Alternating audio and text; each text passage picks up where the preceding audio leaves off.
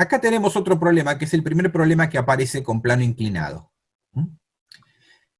Dice, un bloque que pesa 600 newton desciende sobre un plano inclinado sin rozamiento de 37 grados de inclinación. Bueno, sin rozamiento significa, todavía no sabemos lo que es el rozamiento en realidad, o sea que no le den bolilla a eso. De 37 grados de inclinación respecto a la horizontal. En el instante en que la velocidad es de 5 metros sobre segundo, se ejerce una fuerza de módulo 500 newton formando un ángulo de 37 grados con la dirección del plano. Acá está el dibujo, ¿ven? La fuerza F forma 37 grados respecto de la dirección paralela al plano.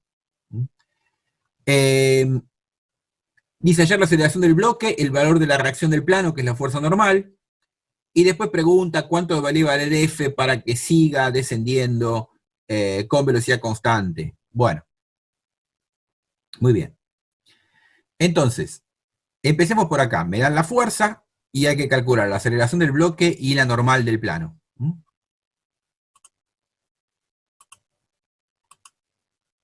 Bueno, primero de todo el diagrama de cuerpo libre.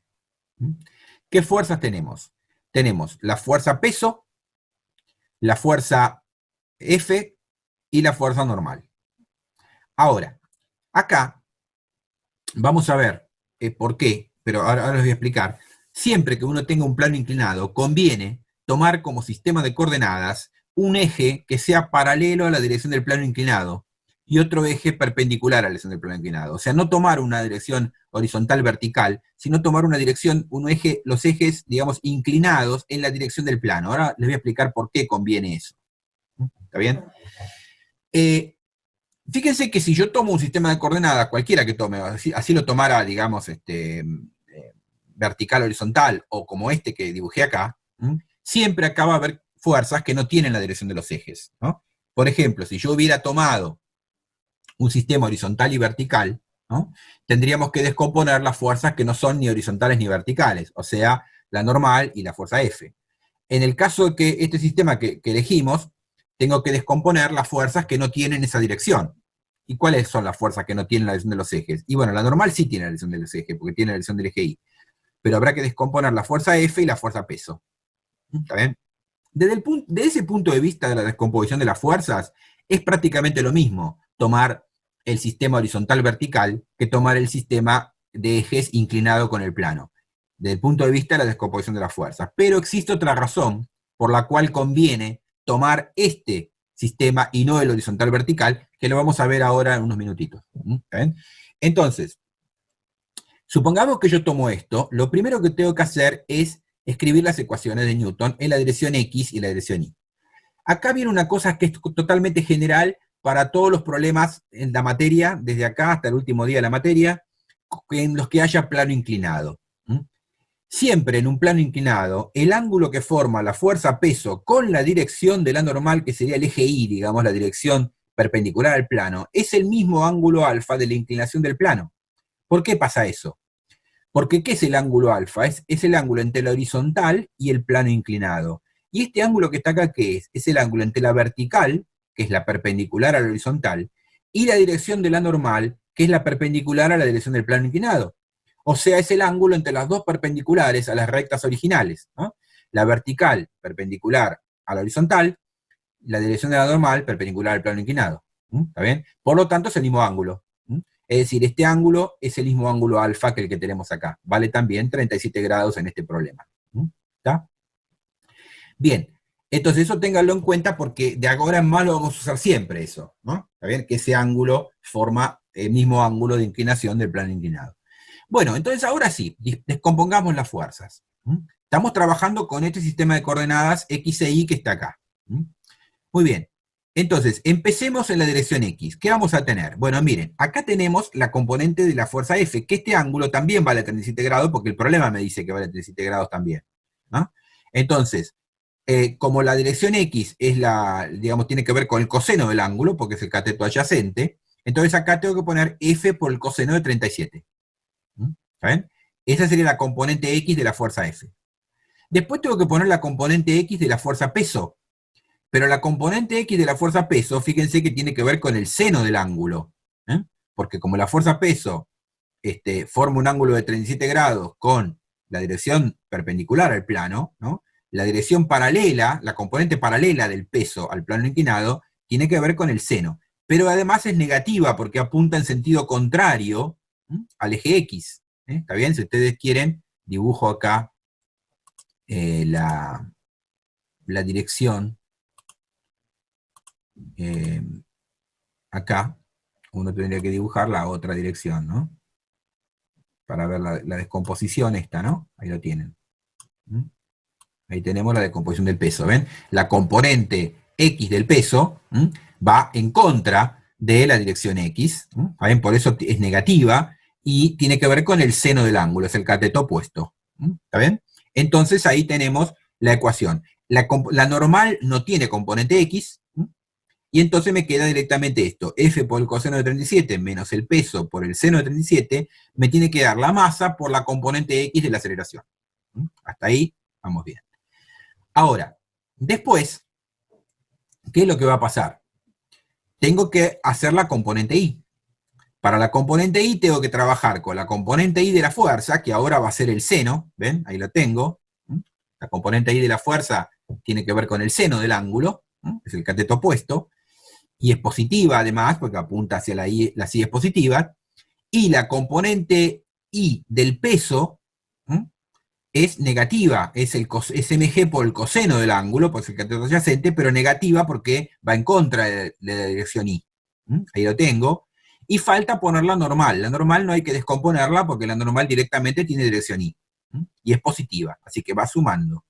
Ahí tenemos entonces la suma de todas las componentes Y de las fuerzas igual a la masa por la aceleración en Y. Ahí, esas dos son las ecuaciones de Newton. Ahora, con eso no alcanza. ¿Por qué no alcanza? Porque tenemos tres incógnitas. Una es, las dos componentes de la aceleración son dos incógnitas, y el valor de la normal es una tercera incógnita. Entonces falta una ecuación de vínculo. ¿Está bien? ¿Sí? Es decir, hay dos maneras de saber, en un problema de dinámica, hay dos maneras de saber cuántas ecuaciones de vínculo necesitamos. Una es la manera algebraica, que es contar, digamos, cuántas ecuaciones tenemos y cuántas incógnitas tenemos, ¿no? En este caso tenemos dos ecuaciones, tenemos tres incógnitas, evidentemente nos falta una ecuación más. Entonces sabemos que tenemos que agregar una ecuación de vínculo. La otra manera, la manera física, digamos, de saberlo, es ver cuántas fuerzas de vínculo hay en el sistema.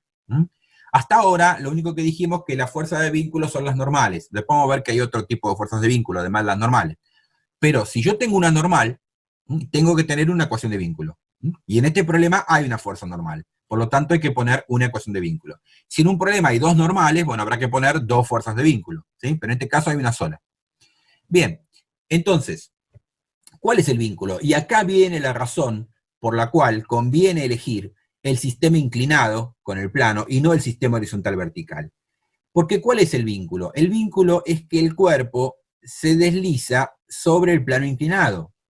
Esa condición de vínculo es fácil de expresar en este sistema de coordenadas, porque lo que quiere decir eso es que la componente Y de la aceleración vale cero.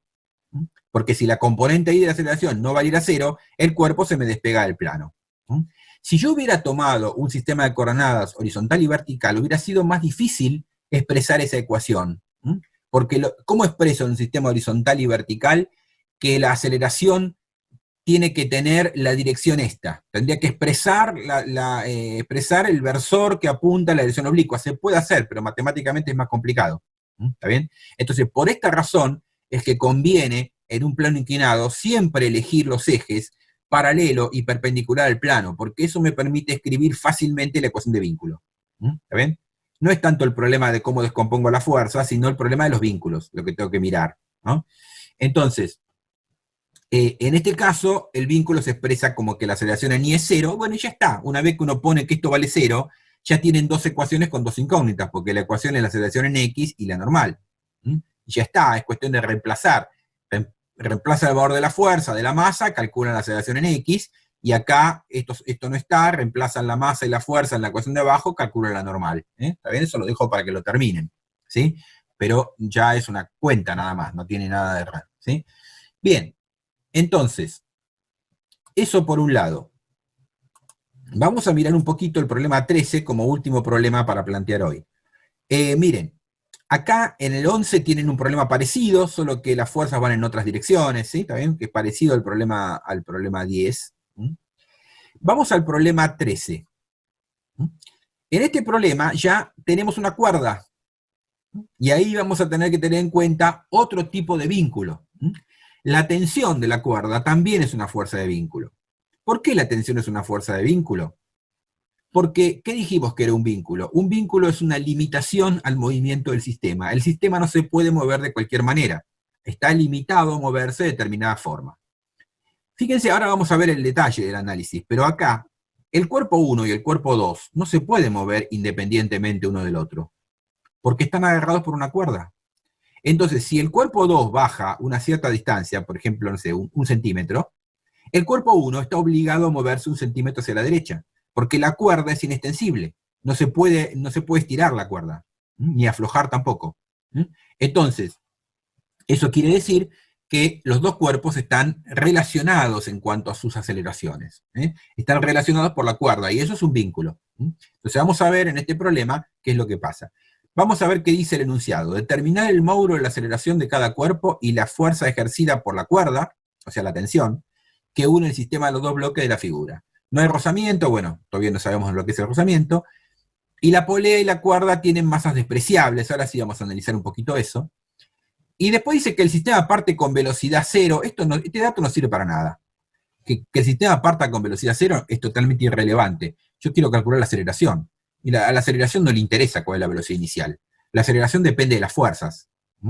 Y de los vínculos, nada más. No depende de cuánto vale la velocidad inicial. En todo caso, si a mí me preguntaran la posición como función del tiempo, bueno, ahí sí, porque lo uso en una ecuación cinemática. Pero este dato no sirve absolutamente para nada. No interesa que el sistema parta con velocidad cero o no. Bueno, me dan los datos de las masas de los dos cuerpos, 40 y 10.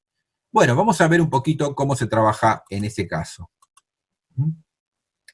Bueno, acá lo tenemos, el diagrama de cuerpo libre. Miren, vamos a ver esto. Acá hay varias cosas que hay que tener en cuenta. Este problema es un problema tipo porque tiene un montón de cosas nuevas. Primera cosa, tengo dos cuerpos acá, no uno solo. Entonces, para cada cuerpo, yo puedo elegir el sistema de coordenadas que a mí se me antoje. No estoy obligado a elegir el mismo sistema de coordenadas para todos los cuerpos. Entonces, una vez que uno hace los diagramas de cuerpo libre, elige un sistema de coordenadas adecuado para cada cuerpo. ¿Está bien? Bien, entonces empecemos por los diagramas de cuerpo libre. Bueno, acá tenemos el peso, no estoy poniendo en ningún caso la reacción del peso en el centro de la Tierra, ya sabemos que están, tampoco pongo la reacción de la normal cuando la reacción está en el piso, porque el piso no es parte del sistema, entonces no me sirve para calcular nada. Si uno quiere, si uno se lo pidieran, poner el par de interacción, habría que dibujarla, pero en este caso no lo vamos a hacer. Entonces, como hay una sola normal en el sistema, porque hay un solo cuerpo que está en contacto con una superficie, que es el cuerpo 1, lo llamo N directamente. Podría haber la llamada N1, pero es lo mismo. ¿Sí? ¿También la llamo N? Pues es la única que hay. Entonces, el cuerpo 1 tiene su peso que apunta hacia abajo y tiene la normal perpendicular a la superficie, ¿no? O sea que apunta verticalmente hacia arriba. Tenemos la tensión de la cuerda, que la cuerda tira del cuerpo. Ahora el tema es, ¿dónde está la reacción de esa fuerza? El tema, ¿qué dijimos nosotros hasta ahora? Veníamos diciendo que la reacción, en el caso de la tensión, tiene que estar en el otro extremo de la cuerda. ¿Está bien?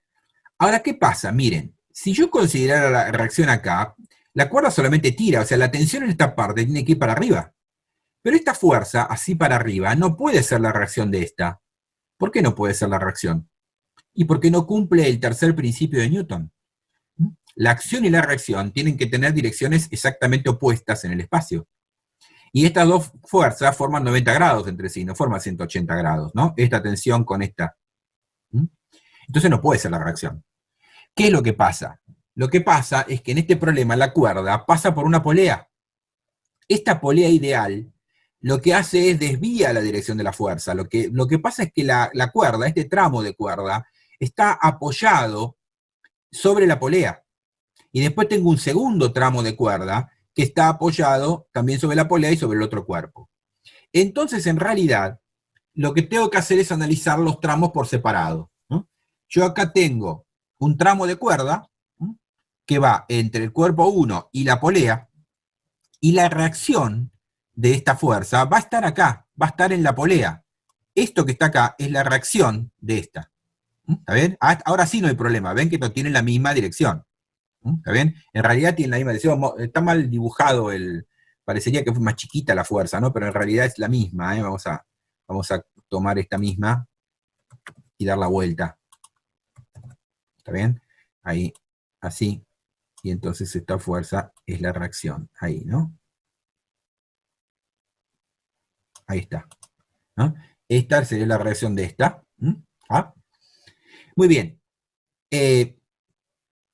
Entonces, ¿qué es lo que pasa en este tramo? En este tramo tengo que la cuerda tira del cuerpo y tira de la polea. Muy bien. Ahora, en el otro tramo voy a tener la tensión, que acá la llamo T', porque como fuerza es digamos, como fuerza es diferente, ¿no es cierto? Es una fuerza distinta porque tiene otra dirección en el espacio, entonces la llamo T'. Y su reacción va a estar en la polea. O sea, este tramo de la cuerda tira del cuerpo 2 y también tira de la polea. Muy bien. Ahora, por una razón que no podemos demostrar ahora, la vamos a ver cuando veamos cuerpo rígido, falta un montón, es un tema de la segunda parte de la materia, se puede demostrar que si la polea es una polea ideal, que no tiene masa, los módulos de estas dos fuerzas son iguales. O sea, el módulo de la tensión T es el mismo que el módulo de la tensión T'. ¿Está bien? En módulo, ¿eh? La dirección, por supuesto, no es la misma. Acá no le puse flecha porque estamos diciendo que son los módulos, ¿sí? ¿Está bien? Estos tienen igual módulo.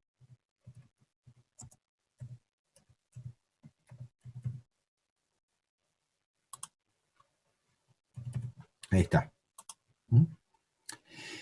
Bueno, esto lo tenemos que aceptar en este momento. No podemos demostrarlo hasta que no veamos cuerpo rígido. Cuando veamos cuerpo rígido vamos a ver la razón por la cual hacíamos esto. Y también vamos a ver que si la polea tiene masa, que es lo que vamos a estudiar cuando estudiemos cuerpo rígido, ya esto no vale. Pero en las poleas ideales, las poleas sin masas, se cumple que el módulo de la tensión en este tramo de la cuerda es el mismo que en este. Lo único que hace la polea ideal es cambiar la dirección de la tensión, no cambia el módulo. Muy bien, entonces, como tiene el mismo módulo, en las ecuaciones de Newton lo voy a llamar T a todo, no voy a poner T', porque T' y T son iguales en módulo.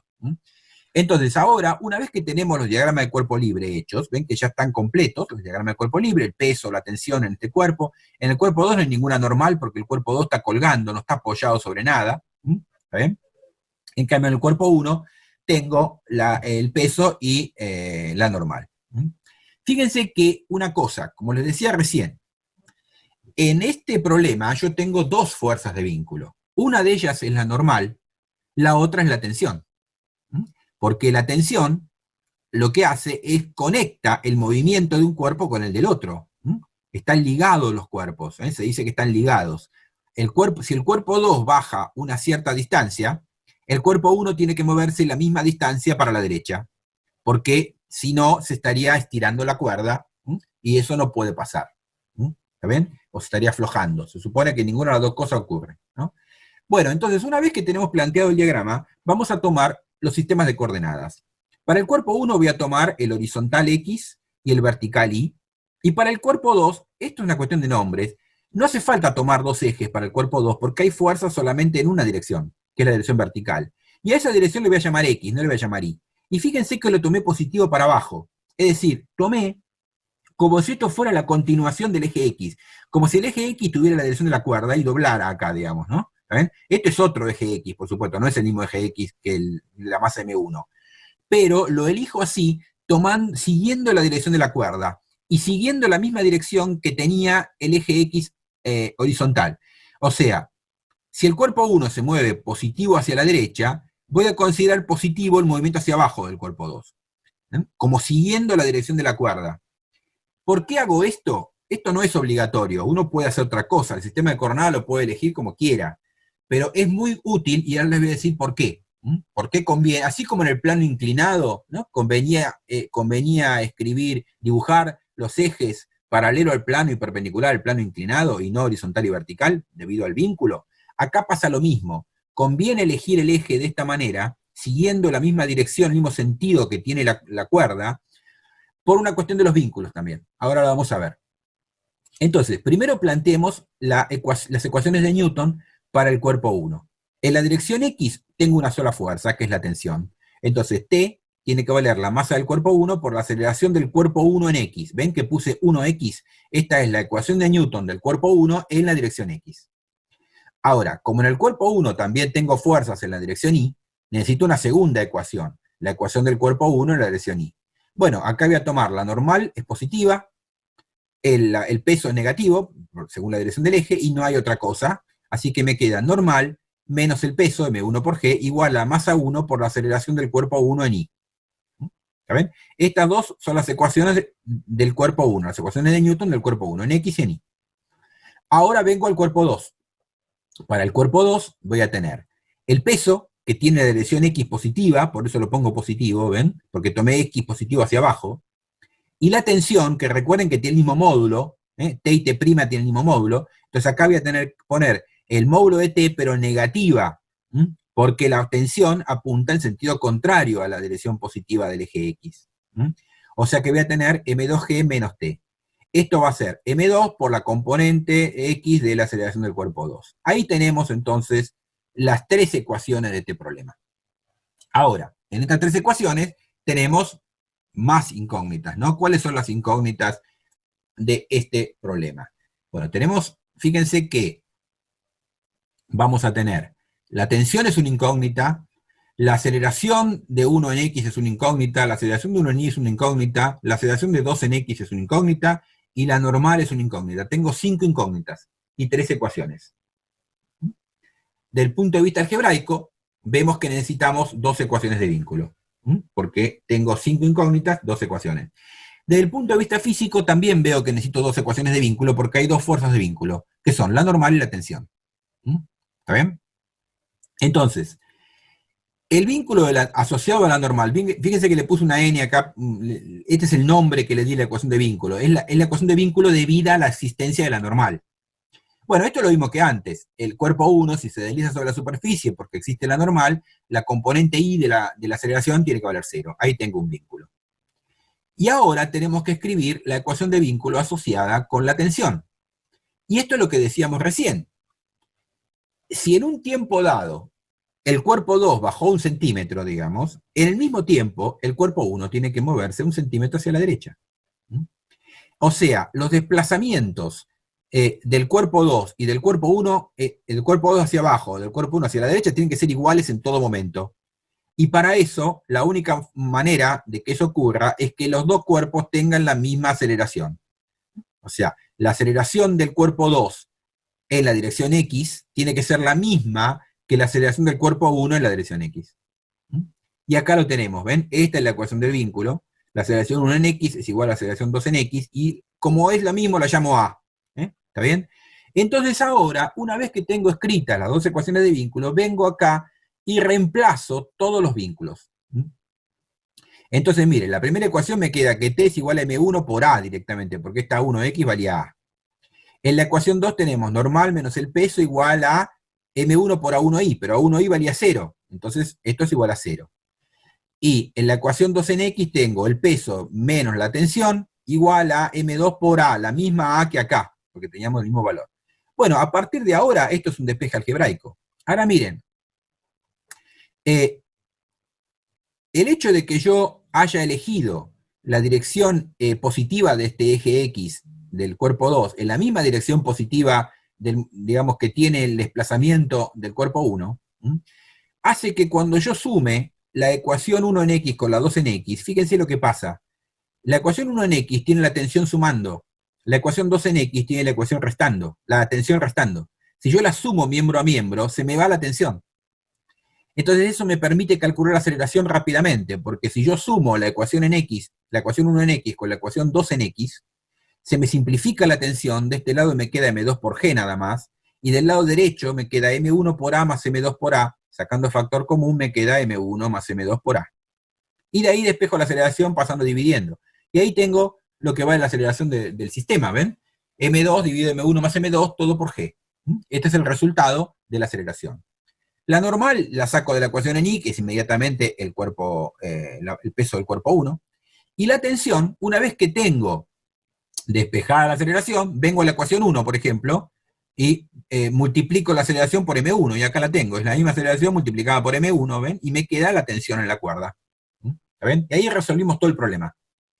Ahí quedó resuelto. Pero ven que tuvimos que poner acá otra ecuación de vínculo, además de la normal, que es la ecuación de vínculo de la cuerda, debido a que los dos cuerpos tienen que tener la misma aceleración. ¿Ven? Bien, acá ya se va viendo entonces cómo se van armando este tipo de problemas, y la idea sería que ustedes con esto ya pueden trabajar hasta los problemas de 16, digamos. Estos problemas se pueden trabajar todos. La próxima clase voy a empezar a trabajar con el problema 19 en adelante. ¿Ven? O sea que ustedes pueden tratar de plantear todo. Dejen de lado el problema 15. El problema 15 déjenlo. Pero salvo el 15, lo demás se puede hacer. ¿Está bien? La próxima vamos a hablar un poquito del 15 y vamos a trabajar con el problema 19, ¿sí? Y vamos a seguir adelante a partir de ese punto.